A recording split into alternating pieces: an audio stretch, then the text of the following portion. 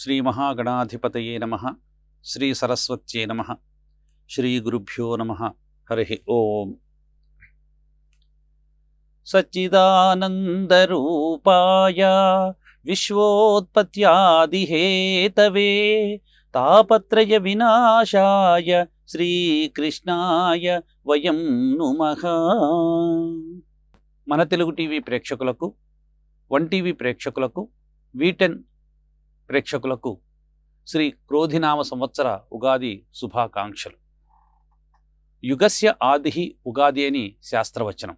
అంటే యుగములలో మొట్టమొదటి రోజు ఏదైనా ఉందా అని అంటే అది కేవలము ఉగాది అని చెప్పనంటారు. ఎందుకంటే సాక్షాత్తు శ్రీమన్నారాయణ దేవుని యొక్క నాభి కమలము నుంచి ఉద్భవించినటువంటి బ్రహ్మదేవుడు సృష్టిని ప్రారంభించినటువంటి రోజే యుగాది.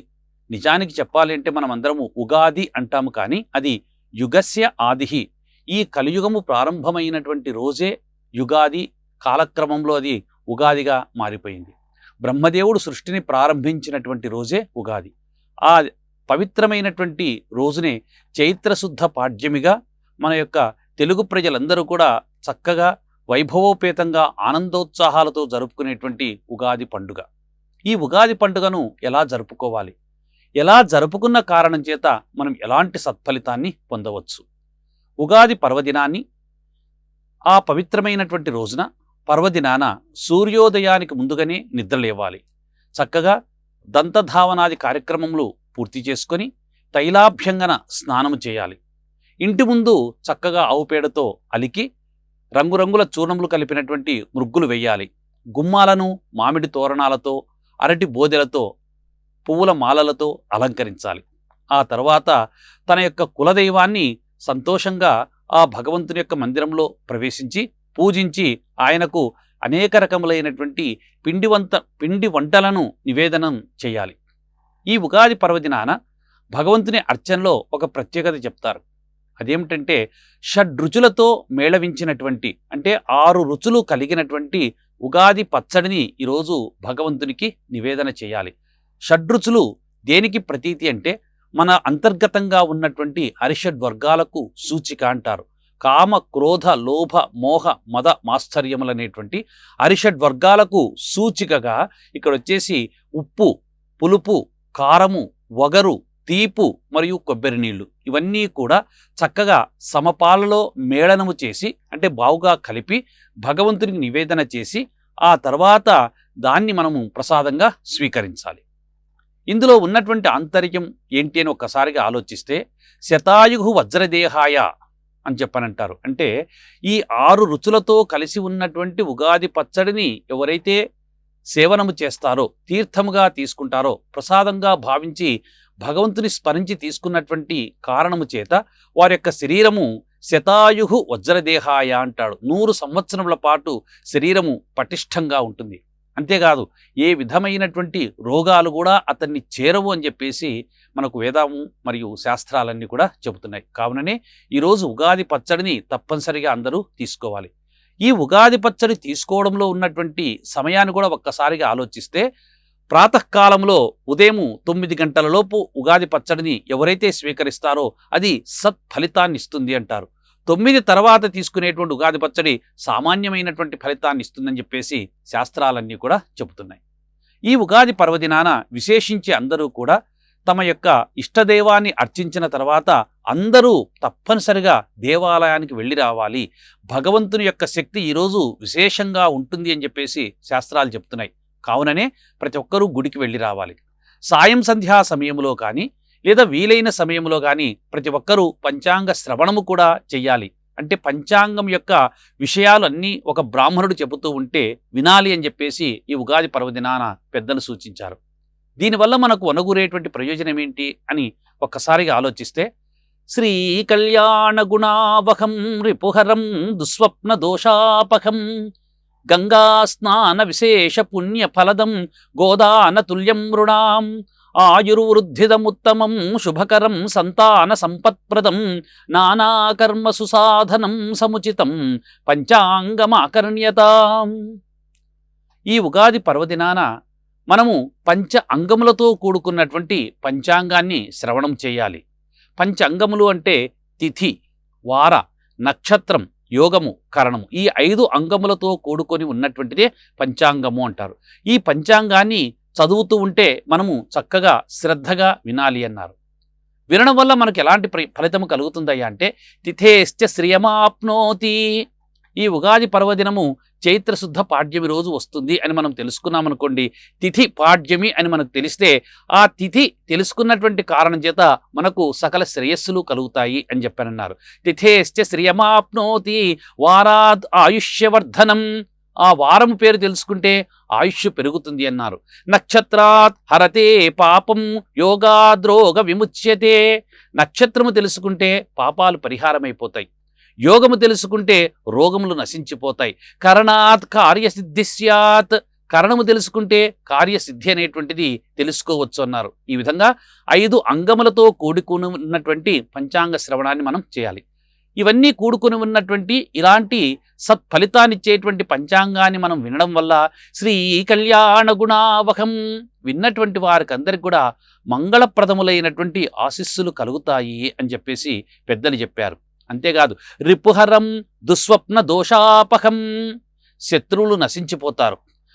ఏవైనా చెడ్డ కలలు వచ్చి ఉంటే చెడ్డ కలల వల్ల మనసు ఆందోళనకు లోనవుతే పంచాంగంలో తిథివార నక్షత్ర యోగ కరణాలు ఒక్కసారిగా అవలోకనం చేస్తే ఆ చెడు ఫలితాలు, ఆ యొక్క దుస్వప్న ఫలితాలన్నీ కూడా తొలగిపోతాయని చెప్పేసి చెప్తారు.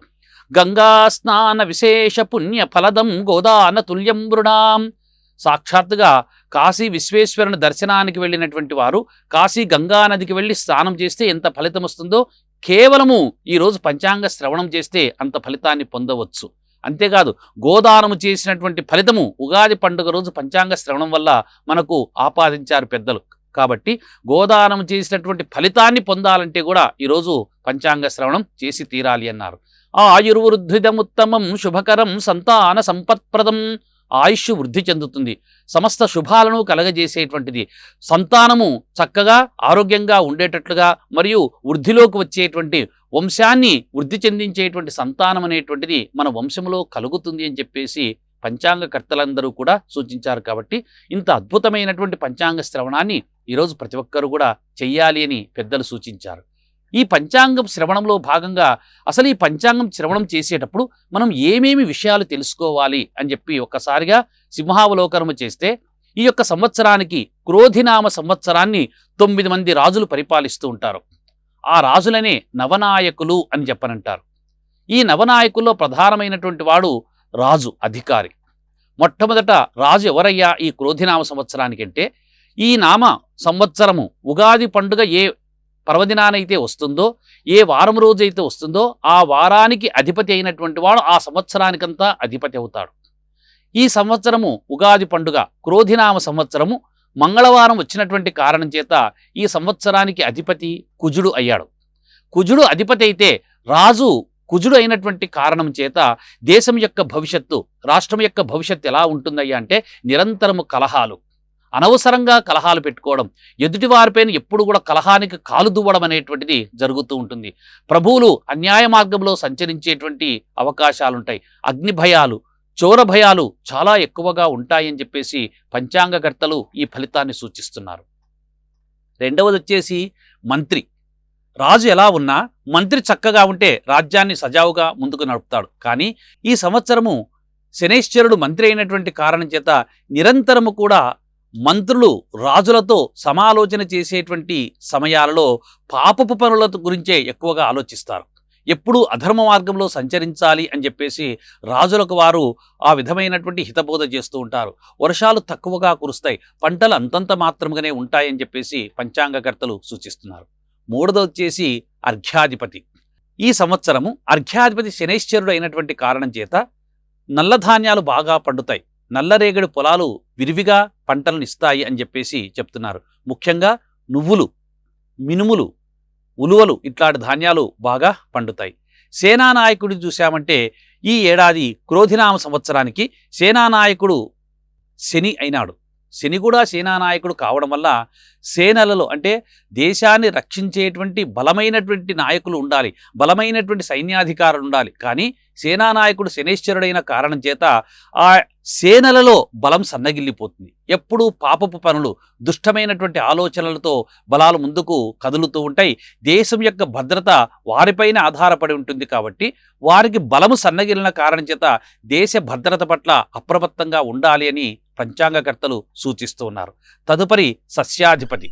సస్యాధిపతి ఈ సంవత్సరము కుజుడు. కుజుడు సస్యాధిపతి కావడం వల్ల ఎర్ర పంటలు బాగా పండుతాయి. ముఖ్యంగా శనగలు బాగా పంటనిస్తాయని చెప్పేసి చెప్తున్నారు. అప్పుడప్పుడు అవసరానికి తగినంత మేరలో వర్షాలు కూడా కురిసి పంటలు సుభిక్షంగా ఉంటాయి అని చెప్పేసి చెప్తున్నారు. ధాన్యాధిపతి ఈ సంవత్సరం వచ్చేసి చంద్రుడు. చంద్రుడు ధాన్యాధిపతి కావడం వల్ల అన్ని రకముల ధాన్యాలు సమృద్ధిగా పండుతాయి. అంతేకాదు గోవులు విశేషంగా పాలనిస్తాయి. గడ్డి ఏపుగా పెరుగుతుంది. జలము వలసినంతగా భూమిపైన నిలువ ఉంటుంది అని చెప్పేసి పంచాంగకర్తలు సూచిస్తున్నారు. రసాధిపతి గురువు. గురువు రసాధిపతి కావడం వల్ల రస ఫలములైనటువంటి మామిడి కావచ్చు, టమోటో కావచ్చు, ఇలాంటి రసాన్ని ఇచ్చేటువంటి పళ్ళు విరివిగా పండుతాయి. ఒక్క మాటలో చెప్పాలంటే భారతదేశంలో, ఆంధ్రప్రదేశ్లో దొరకని పండు అంటూ ఉండదు అని చెప్పేసి చెప్తున్నారు. ప్రజలందరూ ఆరోగ్యంగా ఉంటారు అని చెప్పేసి రసాధిపతి బృహస్పతి యొక్క ఫలితాన్ని బట్టి పంచాంగకర్తలు సూచించారు. నీరసాధిపతి కుజుడు కావడం వల్ల నీరస వస్తువులైనటువంటి కస్తూరి, అగరు, చందనము ఇలాంటి వస్తువులు మరియు ముత్యాలు, పగడాలు ఇలాంటివన్నీ కూడా విశేషంగా లభిస్తాయి. కానీ బంగారం ఎక్కువగా దొరికినప్పటికీ కూడా బంగారు ధర మాత్రము రోజురోజుకు పెరుగుతూనే ఉంటుందని చెప్పేసి పంచాంగకర్తలు సూచిస్తూ ఉన్నారు. సస్యాధిపతి కుజుడయ్యాడు ఈ సంవత్సరం. సస్యాధిపతి కుజుడు కావడం వల్ల ఈ సంవత్సరము పంటలన్నీ కూడా విశేషంగా పంటలు దిగుబడులను ఇస్తాయని చెప్పేసి పంచాంగకర్తలు సూచిస్తున్నారు. ఈ విధంగా రాజాది నవనాయకులలో 9 మంది నాయకులలో 7 స్థానాలు పాపగ్రహాలకు వచ్చేసాయి. 2 స్థానాలు మాత్రమే శుభగ్రహాలకు వచ్చినటువంటి కారణం చేత దేశం యొక్క భవిష్యత్తు, రాష్ట్రం యొక్క భవిష్యత్తు, రాష్ట్రంలో పురోభివృద్ధి అనేటువంటిది అంతంత మాత్రంగానే ఉంటుంది అని చెప్పేసి పంచాంగకర్తలు సూచిస్తున్నారు. ఈ సంవత్సరము కురిసేటువంటి వర్షములు కూడా విశేషంగా వర్షాలు ఎక్కడా కూడా కురవవు. అంతంత మాత్రంగానే వర్షాలు వచ్చేస్తాయి. ఈ సంవత్సరం వచ్చేసి క్రోధినామ సంవత్సరంలో ఒక రకమైనటువంటి మేఘములు, ఈ క్రోధినామ సంవత్సరంలో వారుణ అని పేరు కలిగినటువంటి మేఘముల ద్వారా విశేషంగా వర్షాలు కురిసేటువంటి అవకాశం ఉంది. కానీ ఈ వర్షాలు భూమి మీద కన్నా అడవులలో, సముద్రాల్లో ఎక్కువగా కురుస్తాయి. సముద్రంలో 10 భాగాలు కురిస్తే, అడవులలో 7 భాగాలు కురిస్తే కేవలం 2 భాగముల వర్షం మాత్రమే భూమి మీద వర్షిస్తుంది అని చెప్పేసి చెప్తారు. ముఖ్యంగా ఈ క్రోధినామ సంవత్సరంలో ప్రజలకు గోచరమయ్యేటువంటి గ్రహణాలు ఏవీ కూడా లేవు. ఈ ఏడాదంతా ఒక్క గ్రహణం కూడా కనిపించదు అని చెప్పేసి చెప్తున్నారు. తదుపరి పుష్కర నిర్ణయం. ఈ క్రోధినామ సంవత్సరంలో చైత్ర బహుళ అష్టమి నాడు బృహస్పతి వృషభ రాశిలోనికి ప్రవేశం చేయడం వల్ల రేవా నదికి పుష్కరాలు వచ్చేస్తాయి. రేవా నదినే మనము నర్మదా నది అని చెప్పారంట. ఈ నర్మదా నదికి మన ఇంగ్లీష్ లెక్కల ప్రకారము మే నెల 1వ తారీఖు రాత్రి 10:45 బృహస్పతి కృత్తికా నక్షత్రం 2వ పాదంలోనికి పాద ప్రవేశం చేసి వృషభ రాశిలోకి ప్రవేశించడం వల్ల రేవా నదికి పుష్కరాలు వచ్చేస్తాయి. ఈ పుష్కరాలు మే 2వ తారీఖు నుంచి 13వ తారీఖు వరకు కొనసాగుతాయి. కాబట్టి ప్రజలందరూ కూడా ఈ పుష్కరాల్లో రేవా నదిలో స్నానం చేసి పితృదేవతలకు వారి శక్త్యానుసారముగా పిండ ప్రదానాలు చేసి దాన ధర్మాలు చేసి పితృదేవతల యొక్క ఆశీస్సులు పొందాలి అని చెప్పేసి పెద్దలు సూచిస్తూ ఉన్నారు. తదుపరి మౌఢ్య నిర్ణయం. ఈ సంవత్సరము చైత్ర బహుళ ద్వాదశి నుంచి మౌఢ్యం అనేటువంటిది కలుగుతుంది. ఈ మౌఢ్యమి మన లెక్కల ప్రకారము ఏప్రిల్ 27వ తారీఖు నుంచి మొదలైనటువంటి మౌఢ్యమి జూలై 6వ తారీఖు వరకు కొనసాగుతుంది. దాదాపుగా 75 రోజుల పాటు గురుమౌఢ్యమి, శుక్రమౌఢ్యమి 2 ఒకదానితోనొకటి కలిసి వస్తాయి. కాబట్టి 75 రోజుల పాటు ఏప్రిల్ 27వ తారీఖు నుంచి గురుమౌఢ్యమి, శుక్రమౌఢ్యమి ఉంటుంది. ఈ మౌఢ్యమి కలిగినటువంటి కాలములోనే వాస్తుకర్తరి కూడా ఉంటుంది. మే 2వ తారీఖు నుంచి మే 28వ తారీఖు వరకు కూడా వాస్తుకర్తరి ఉంది. కాబట్టి ఈ దినములలో మౌఢ్యమి, వాస్తుకర్తరి 2 కలిసి వచ్చినటువంటి రోజుల్లో ఏ విధమైనటువంటి శుభకార్యాలు చెయ్యరాదు. గృహప్రవేశాలకు పనికిరాదు, ఉపనయనాలకు పనికిరాదు, వివాహాలకు పనికిరాదు అని చెప్పేసి పెద్దలు సూచిస్తున్నారు. ఈ ఏడాదిలో ముఖ్యంగా మనం చెప్పాలంటే వివాహాది శుభముహూర్తములు చాలా తక్కువగా ఉన్నాయి. మొట్టమొదటి వచ్చేసి శ్రావణ మాసంలో ఆగస్టు నెలలో కొన్ని ముహూర్తాలు వచ్చేస్తాయి. ఆ తర్వాత అక్టోబర్ 20వ తారీఖు నుంచి నవంబర్, డిసెంబర్లో కొన్ని ముహూర్తాలు ఉన్నాయి. ఆ పైన ఫిబ్రవరి నెల మాఘమాసంలో కొన్ని ముహూర్తాలు మాత్రమే ఉన్నాయి. కాబట్టి ఎవరైనా శుభముహూర్తాలు చూసుకునేటువంటి వారు ఈ డేట్లను చూసుకొని ముహూర్తాలు పెట్టుకోవాల్సిందిగా పంచాంగకర్తలు సూచిస్తూ ఉన్నారు.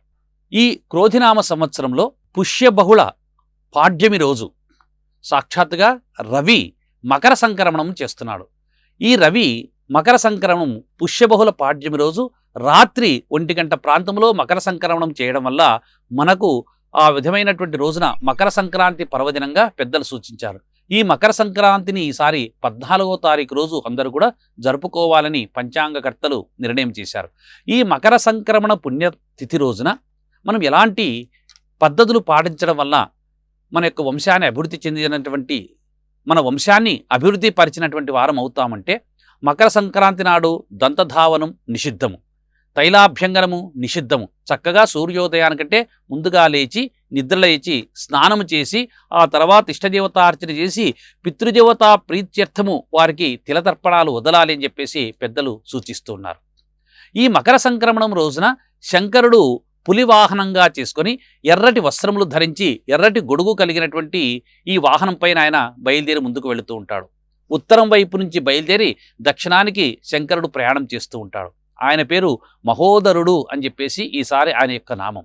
ఈయన ప్రయాణము ఉత్తరం నుంచి దక్షిణం వైపు కొనసాగుతుంది కాబట్టి ఉత్తర దేశస్థులు సుఖంగా ఉంటారు, దక్షిణాది వారికి పీడలు కలుగుతాయి అన్నారు. అక్కడ క్షామము కలుగుతుంది, భయంకరమైనటువంటి యుద్ధాలు జరిగే అవకాశం ఉంది, మరియు అగ్ని ప్రమాదాలు జరిగేటువంటి అవకాశం ఉంది.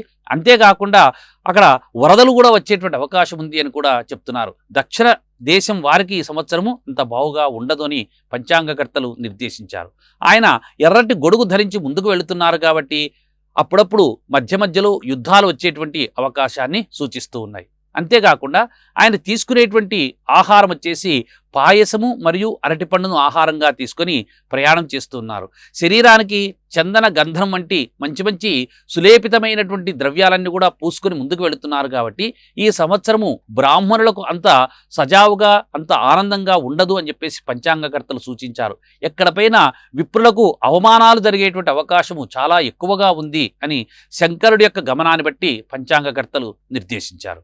అంతేకాకుండా ఈ సంవత్సరము వర్షాలు చాలా తక్కువగా కురుస్తాయి, పంటలు తక్కువగా దిగుబడిని ఇస్తాయని చెప్పేసి కూడా చెప్తున్నారు.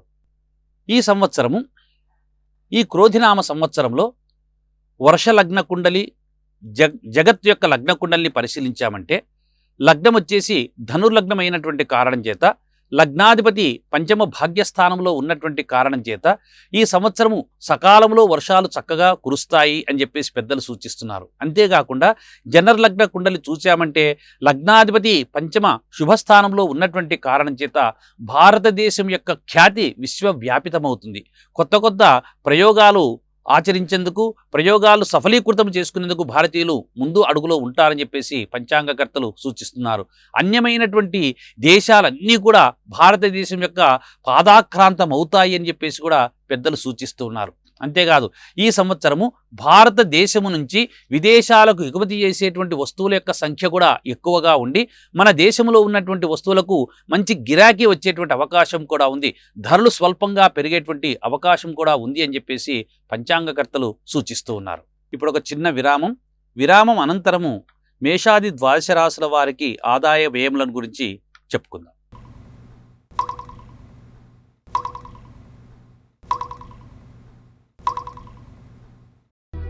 వ్యాధి సోకే 1 వ్యయం 14. వృషభ రాశి వారికి 2 ఆదాయము 1 వ్యయము. మిథున రాశి వారికి 5 ఆదాయము 5 వ్యయము. కర్కాటక రాశి వారికి 14 ఆదాయము 2 వ్యయము. సింహరాశి వారికి 2 ఆదాయము 14 వ్యయము. కన్యా రాశి వారికి 5 ఆదాయము 5 వ్యయము. తులారాశి వారికి ఈ సంవత్సరము 2 ఆదాయము 1 వ్యయము. వృశ్చిక రాశి వారికి 8 ఆదాయము 14 వ్యయము. ధనుర్రాశి వారికి 11 ఆదాయము 5 వ్యయము. మకర రాశి వారికి 14 ఆదాయము 14 వ్యయము. కుంభరాశి వారికి 14 ఆదాయము 14 వ్యయము. మీనరాశి వారికి 11 ఆదాయము 5 వ్యయము అని చెప్పేసి పంచాంగకర్తలు సూచిస్తున్నారు.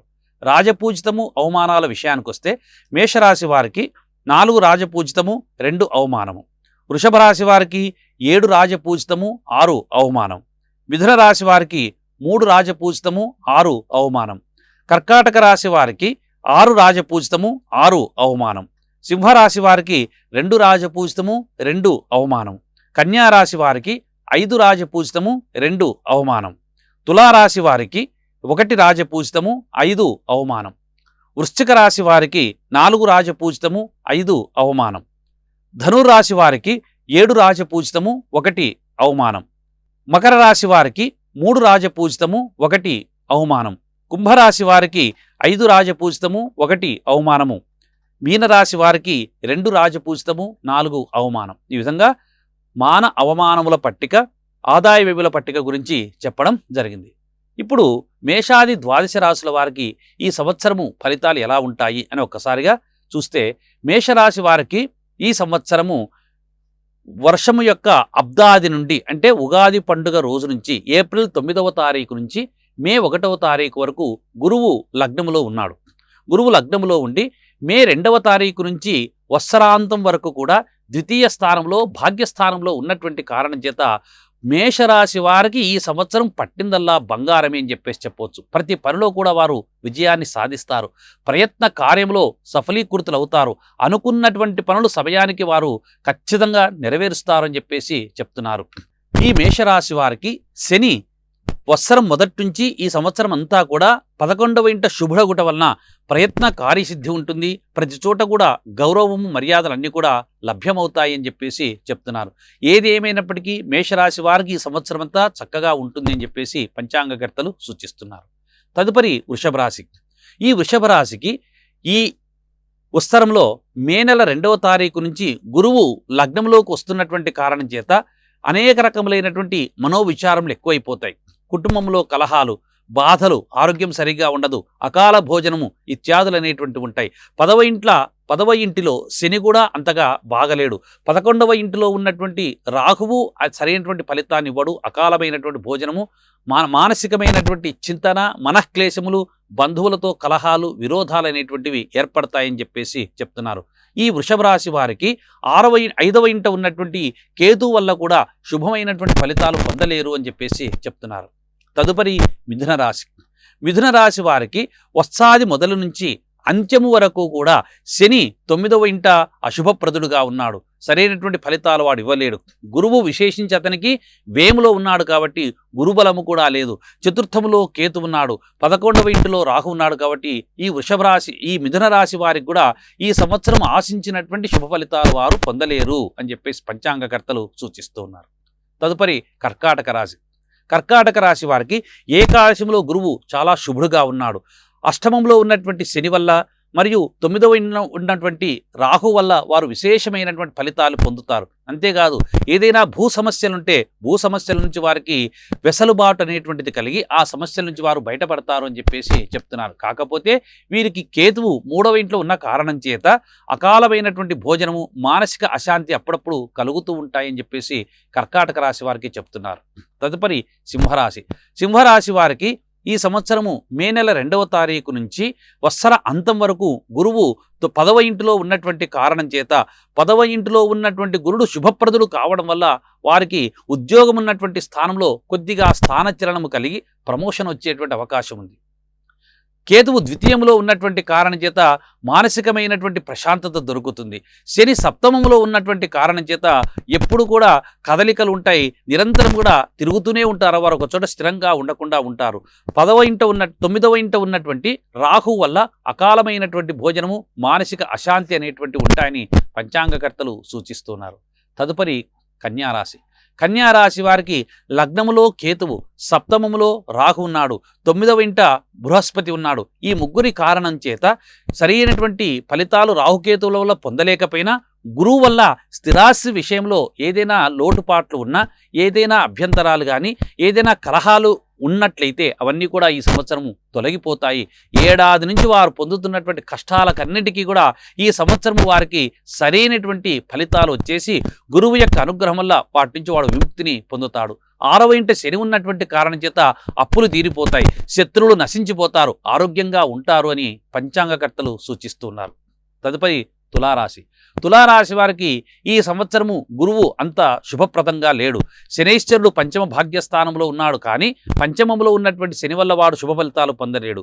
6వ ఇంటిలో ఉన్నటువంటి రాహు వల్ల, వ్యయములో ఉన్నటువంటి కేతు వల్ల వారికి అప్పుడప్పుడు కొన్ని మంచి కార్యక్రమాల వల్ల మానసికమైన ప్రశాంతత అనేటువంటిది దొరుకుతూ ఉంటుంది.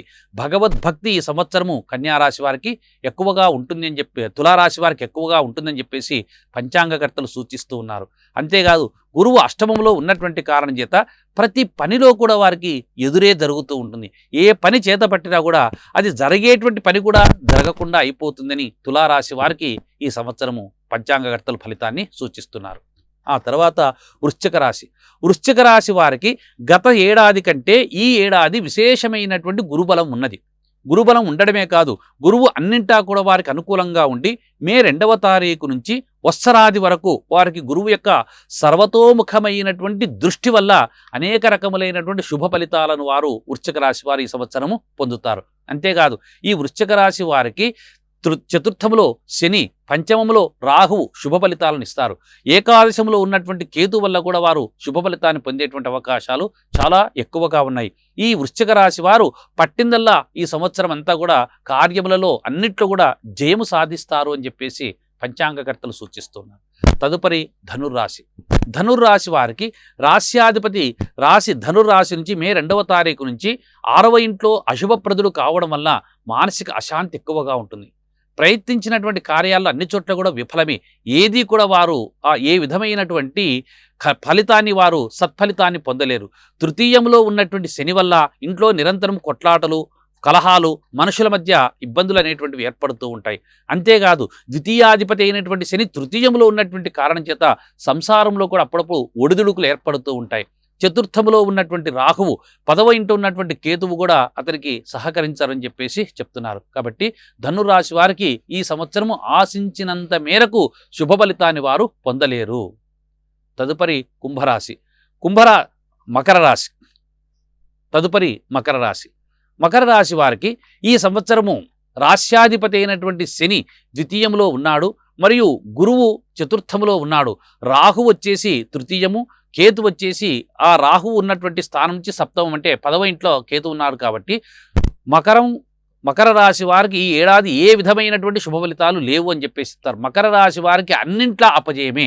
ప్రతి చోట కూడా ఎక్కడపైనా కూడా అవమానాలు జరుగుతాయి, ధన నష్టము, మానసికమైనటువంటి అశాంతి కలుగుతూ ఉంటుంది. ఏ పనిలో కూడా వారు విజయాన్ని సాధించలేరు అని చెప్పేసి పంచాంగకర్తలు చెప్తున్నారు.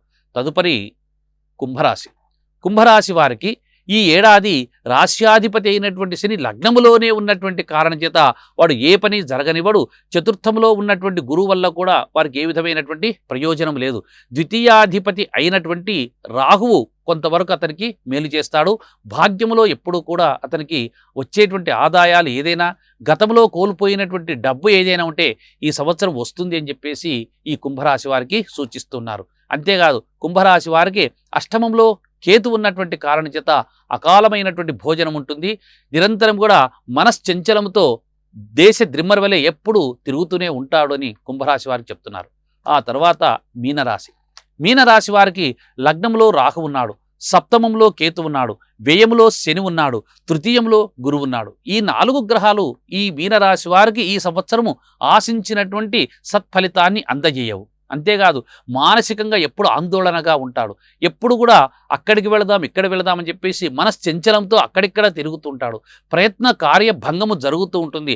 అభివృద్ధి సంవత్సరము మీనరాశి వారికి తక్కువగా ఉంటుంది. కాబట్టి గురుగ్రహ జపం చేసుకోవడం వల్ల వారికి సత్ఫలితాలు కలుగుతాయి అని చెప్పేసి పంచాంగకర్తలు సూచిస్తున్నారు. ఈ విధంగా మేషాది ద్వాదశ రాశుల వారికి పంచాంగకర్తలు చెప్పిన విధంగా నా బుద్ధి గోచరమైనంత వరకు ఈ పంచాంగ శ్రవణము అనేటువంటి పీఠిక వేదిక ఆధారంగా కొన్ని ఫలితాలు చెప్పడం అనేటువంటిది జరిగింది.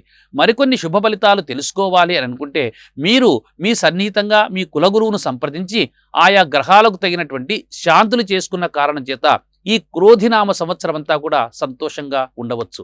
ఎందుకంటే ఈ క్రోధినామ సంవత్సరంలో రాజాధి నవనాయకులలో 9 మందిలో 7 గ్రహములు 7 స్థానాలు పాపగ్రహాలకు వచ్చేసాయి, 2 స్థానాలు మాత్రమే శుభగ్రహాలకు వచ్చేసాయి. కాబట్టి శుభగ్రహాల కంటే కూడా పాపగ్రహాల యొక్క తీవ్రత ఎక్కువగా ఉన్నటువంటి కారణం చేత ఏడాదంతా కూడా చాలా అస్తవ్యస్తంగా ఉంటుంది. కాబట్టి ఏ ఒక్కరు కూడా సంతోషంగా ఉండరు. అందరూ సంతోషంగా ఉండాలి అంటే, దేశమంతా సుభిక్షంగా ఉండాలంటే కేవలం భగవన్నామ సంకీర్తన తప్ప అన్యములనేటువంటివి లేవు. మనస్సును అదుపులో ఉంచుకొని భగవంతుని వైపు మనస్సు లగ్నం చేసి మనం చేసేటువంటి ప్రతి పనిలో కూడా పారదర్శకంగా ఏ విధమైనటువంటి తప్పుడు ఆలోచన లేకుండా మంచి ఆలోచనలతో ముందుకు వెళితే సత్ఫలితాన్ని పొందవచ్చు. ఎవరికి హాని తలపెట్టకుండా ఉండాలని చెప్పేసి భగవంతుని ప్రార్థిస్తాం. ఈ విధంగా ఈ క్రోధినామ సంవత్సరంలో ప్రజలందరికీ కూడా ఆ దేవదేవుడి యొక్క దివ్యమైనటువంటి ఆశీస్సులు కలిగి అందరూ సుఖంగా సంతోషంగా ఉండాలని చెప్పేసి మనస్ఫూర్తిగా కోరుకుంటూ ఇంతటితో ముగిస్తున్నాం. స్వస్తి ప్రజాభ్యః పరిపాలయంతాం న్యాయేన మార్గేణ మహీమహీషాః గోబ్రాహ్మణేభ్యః శుభమస్తు నిత్యం. లోకాః సమస్తాః సుఖినో భవంతు.